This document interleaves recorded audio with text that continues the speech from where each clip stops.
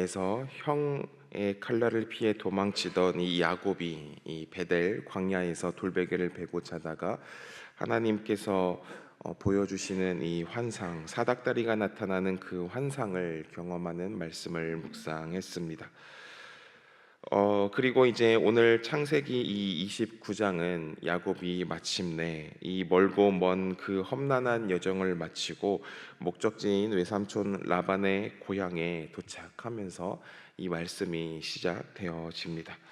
가족을 떠나서 홀로 이 먼 길을 여행을 해서 이 외삼촌 집에 건너온 이 야곱의 마음은 여러 가지 두려운 마음도 있었을 것이고, 그리고 막막한 그 마음이 가득했을 것입니다. 그러나 이 29장의 첫 말씀부터 끝까지 이 야곱의 발걸음을 하나님께서 이 하나님의 열심으로, 하나님의 섭리로 이끌어가는 이 보이지 않는 하나님의 손길을 발견하게 됩니다. 동시에 또한 이 하란에서의 시간은 야곱에게 있어서 어찌 보면 평탄한 휴식처가 아니라 남을 속이고 이기적으로 살아왔던 이 야곱, 그리고 발꿈치를 잡는 자라는 이름을 가졌던 이 야곱이 철저히 깨어지고, 그리고 하나님으로부터 훈련받는 그런 훈련소와 같은 곳이 되어집니다.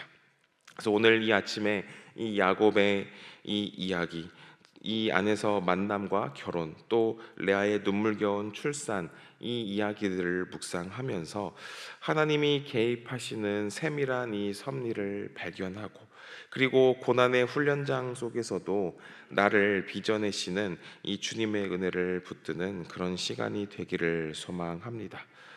29장 초반의 말씀을 보면은 야곱은 이제 이 동방 사람의 땅에 이르렀다라고 기록을 하죠.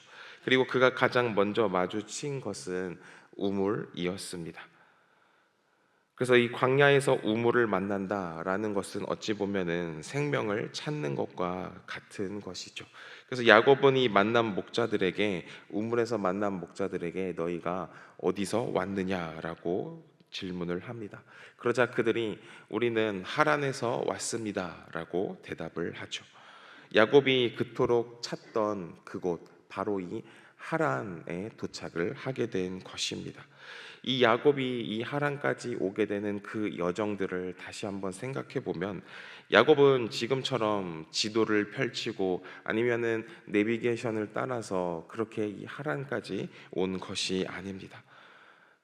그저 걷다 보니 이 우물에 이르게 되었고, 또 그 우물에 있는 사람들에게 묻다 보니 그들이 하란 사람이었던 것입니다. 더 놀라운 또 타이밍이 이어지죠. 계속해서 말씀을 보면 야곱이 이 외삼촌 라반의 안부를 묻고 있을 때 라반의 딸 라헬이 이 양떼를 몰고 또 우물가로 다가오게 됩니다.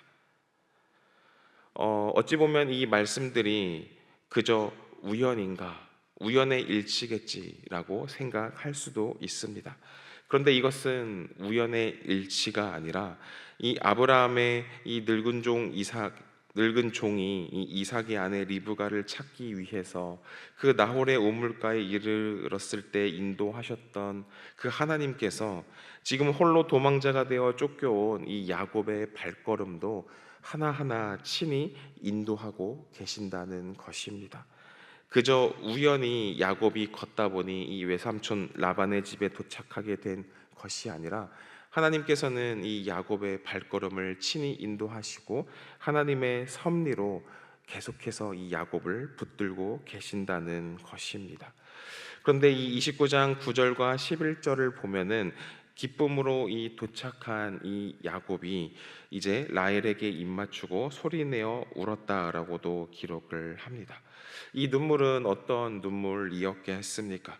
무사히 가족을 만났다는 이 안도감의 눈물도 그 안에 포함되어 있었을 것입니다. 그러나 더 깊은 곳에는 베델에서 약속하신 대로 자신을 홀로 버려두지 않고 여기까지 정확하게 인도해 주신 하나님의 이 신실하심에 대한 벅찬 감격의 눈물 또한 있었을 것입니다.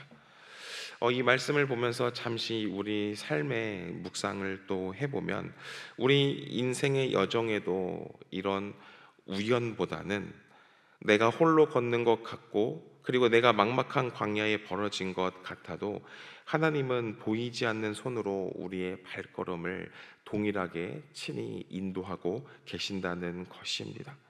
우리의 삶을 가장 정확한 타이밍에 하나님께서 예비된 그 시간에 이 은혜의 우물가로 이끄시는 이 하나님의 섭리를 우리가 발견하고, 그리고 그 섭리를 누리는 은혜를 받을 수 있어야 한다는 것입니다.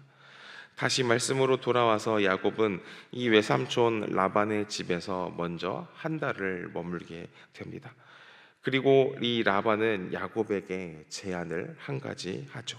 15절과 이 18절의 말씀을 보면은 라반이 야곱에게 이르되 내가 비록 내 생질이나 어찌 그저 내 일을 하겠느냐, 내 품상을 어떻게 할지 내게 말하라. 그리고 야곱이 라헬을 더 사랑함으로 대답하되 내가 외삼촌의 작은 딸 라헬을 위해서 외삼촌에게 7년을 섬기겠습니다 라고 이야기합니다. 어찌 그저 내 일을 하겠느냐, 언뜻 보면은 조카를 챙겨주는 합리적인 제안 같습니다. 그런데 이 라반은 굉장히 타산적이고 또 어찌 보면 욕심이 많은 사람이었습니다.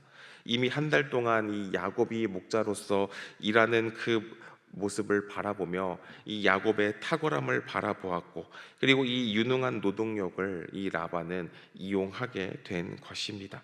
그리고 야곱은 사랑하는 이 라헬을 아내로 얻기 위해서 지창금 대신에 7년 동안 이 머슴살이를 하겠습니다라고 이야기를 하죠. 그리고 오늘 이 말씀에서는 이 7년의 세월을 이렇게 표현합니다. 20절의 말씀을 보면은 야곱이 라헬을 위하여 7년 동안 라반을 섬겼으나 그를 사랑하는 까닭에 7년을 며칠같이 여겼더라. 7년을 며칠같이 여겼더라.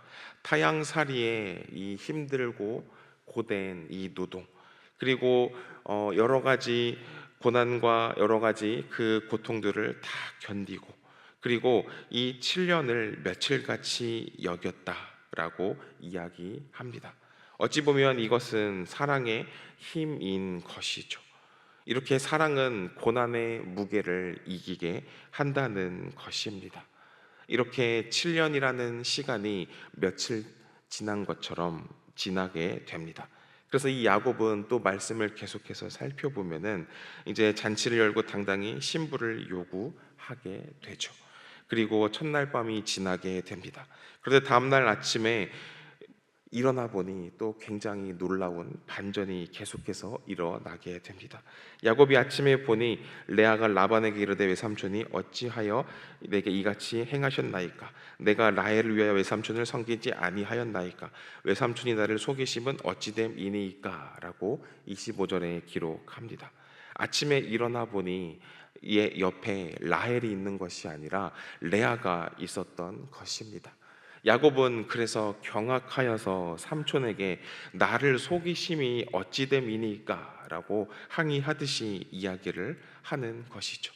자신이 평생을 바쳐서 사랑하고 7년을 하루같이 일해서 얻은 신부가 자기가 사랑하는 이 라헬이 아니라 언니 레아였던 것입니다.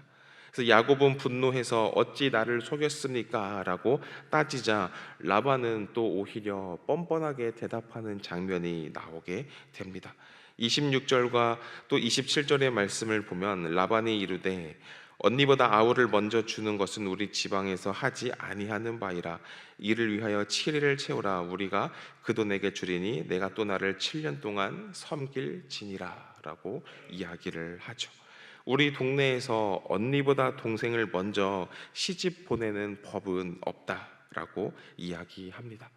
이 말을 들은 야곱의 심정이 어떠했겠습니까?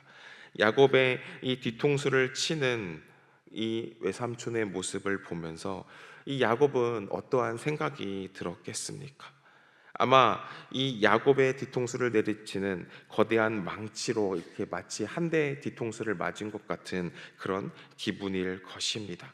그런데 또 어찌 보면은 이 야곱 또한 형보다 먼저 축복을 가로채기 위해 눈먼 아버지 이삭을 속였던 사람이기도 합니다. 아버지가 눈이 어두운 것을 이용해서 형의 옷을 입고 또 이 목소리를 번주하며 아버지를 속였던 야곱. 이 야곱은 또 이 외삼촌의 집에 와서 이 외삼촌은 라반에게 철저히 속임을 당한 것입니다. 어찌 보면 이 속이는 자 야곱이 정말 이 뛰는 놈 위에 나는 놈이 있다라는 것처럼 정말 이 라반 외삼촌에게 또 한 번 큰 속임을 당하게 되는 것이죠. 그러나 우리가 여기서 기억해야 될 것은 이런 이 속임수 그리고 이런 인과응보 이 모든 것이 야곱을 파멸시키기 위해서 이 야곱을 징계하기 위해서가 아니었다는 것입니다.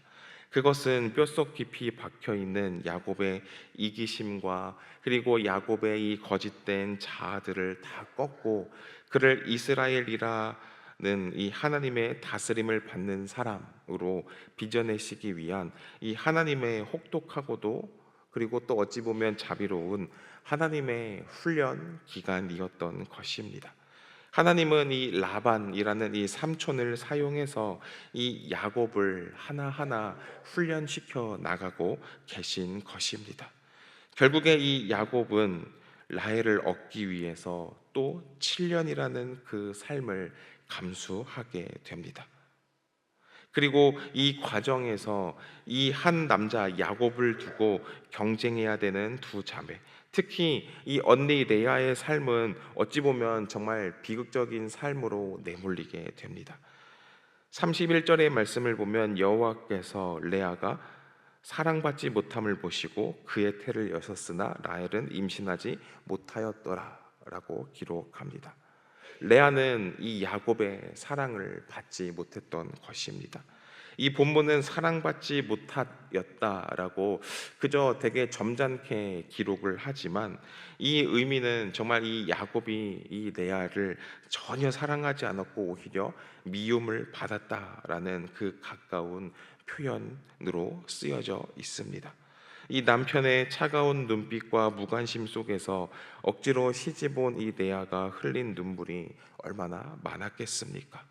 그런데 야곱은 이렇게 레아를 외면했지만 하나님께서는 또 이 레아를 바라보고 계셨던 것입니다. 과거 이 하갈의 눈물을 바라보셨던 하나님께서 또한 이 레아 또한 감찰하시고 지켜주시고 바라보고 계셨다는 것입니다. 그래서 이 레아는 오늘의 말씀을 계속해서 살펴보면 연이어서 내 아들을 낳으면서 그 이름을 통해 그녀의 영적 상태가 어떻게 성숙해져 가는가를 또한 우리는 바라볼 수 있게 되는 것이죠. 첫째를 낳고 르우벤이라 지으며 이제는 내 남편이 나를 사랑하리로다라고 기대합니다. 둘째를 낳고 시므온이라 지으며 여호와께서 내가 사랑받지 못함을 들으셨다라고 이야기하죠. 또 셋째를 낳고 레위라 이름을 지으면서 내 남편이 지금부터 나와 연합할 것이다라고 고백합니다. 셋째 아들을 낳을 때까지도 레아의 시선은 오직 이 남편의 사랑에 묶여 있었던 것입니다. 남편이 나를 알아봐 주기를, 남편이 나를 사랑해 주기를 뼈에 사무치도록 갈망했던 것입니다. 그러나 이 사람의 마음은 노력으로 되지 않았습니다. 그러던 레아가 이 넷째 아들을 낳았을 때 이 레아의 입술에서 참 놀라운 고백을 하게 되는데요. 이 35절의 말씀을 보면 이렇게 기록합니다. 그가 또 임신하여 아들을 낳고 이르되 내가 이제는 여호와를 찬송하리로다 하고 이로 말미암아 그가 그의 이름을 유다라 하였고 그의 출산이 멈추었더라. 넷째 아들의 이름은 유다 곧 찬양입니다.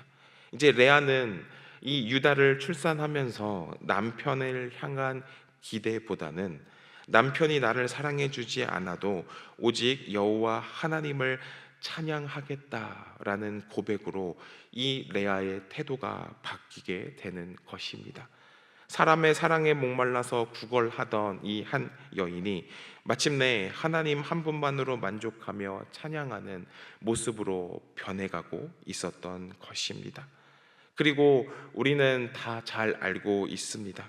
하나님은 이렇게 사랑받지 못했던 레아를 통해서 이 셋째 아들 레이를 통해 이스라엘의 제사장 지파를 내시고 또 넷째 아들 유다를 통해서 다윗의 왕조와 이 만왕의 왕이신 예수 그리스도가 탄생하는 구원의 역사를 이루어 가십니다.